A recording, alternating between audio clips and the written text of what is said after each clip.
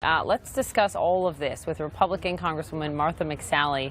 She joins us now. Thank you for being here. Thanks for having me on. You sit in the seat that Gabby Giffords once sat in, of course, the last member of Congress to be shot before yesterday. And you yourself have faced threats. A Tucson man calling your office saying he couldn't wait to pull the trigger. Your days are numbered because of your political beliefs and your support of President Trump. What is going on?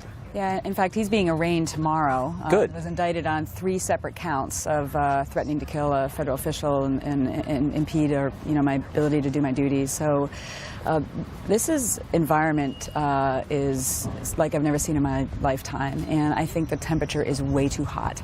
And I think the days after Gabby was shot and 6 others were killed, and yesterday we walked by the Gabe Zimmerman room, the first congressional staffer killed in the line of duty, in remembrance of him, before we went to our briefing. And they came together. I wasn't here then, but sat across the aisle with each other at the State of the Union, talk about civility, but things are inflamed to such a hot point right now. I'm often using the analogy of the frog in the water. You put a frog in boiling water, it's going to jump out, but you turn the temperature up 1 degree at a time, and the frog will eventually die, but doesn't notice it. And so I really think the rhetoric, the hatred, the vitriol, the inability to have a discussion about sincerely held beliefs and debate them, but not be disagreeable with each other, I think we all need to look in our hearts as a country and a community, as public officials, to see what can we do to not just have this be one day or one moment, but we got to change the way we're interacting with each other. This hatred and this demonizing is so toxic. If we think that it's not inflaming people who maybe are not stable or have prone to violence, that's not inflaming them, that they need to do something about it, we're kidding ourselves. And this investigation is ongoing. We'll know more about the shooter. Do you think it contributed here? Perhaps. But after the man was arrested threatening to kill me, I sadly said to friends and family and loved ones, I think it's only a matter of time before somebody takes action.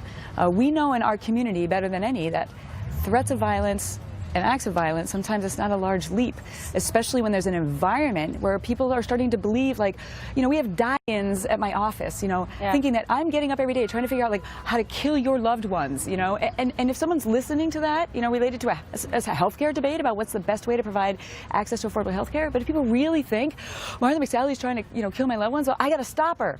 That's the environment that we're in, that somebody is potentially unstable, can be incited by that. So, given that, is there a message? Paul Ryan, with his just beautiful, eloquent remarks that were applauded when people got on their feet yesterday in the chamber. Is there a message from the top down that you want to see from the president on this? I think from all of us. Speaker Boehner said those same exact words: an attack on one is an attack on all. After what should the president say? I think all of us, including the president, leadership in the House and Senate, but really across the country. I mean, we're representing what's going on in our communities as well. We all have to look within our hearts, and we all have to do what we can within our roles in order to create an environment that we can have thoughtful debates and discussions, sincerely held, rigorous debates on the issues of the day, but not turn that into demonizing people, threatening people, and the environment that comes with that is, it's just insane. I was in the military. There's real enemies out there that are trying to kill us and take away our way of life. The enemies are not our neighbors and our friends and our colleagues from a different political party. Right. The important message to send is just because wrong doesn't mean I think you are bad, and that's what we need to hear from our leaders. Congresswoman Martha McSally, thank you so much for being with us. The president yesterday noted, we do well to remember we are all Americans. Amen. Thanks so much. Especially today. Thank you, Congresswoman. All right.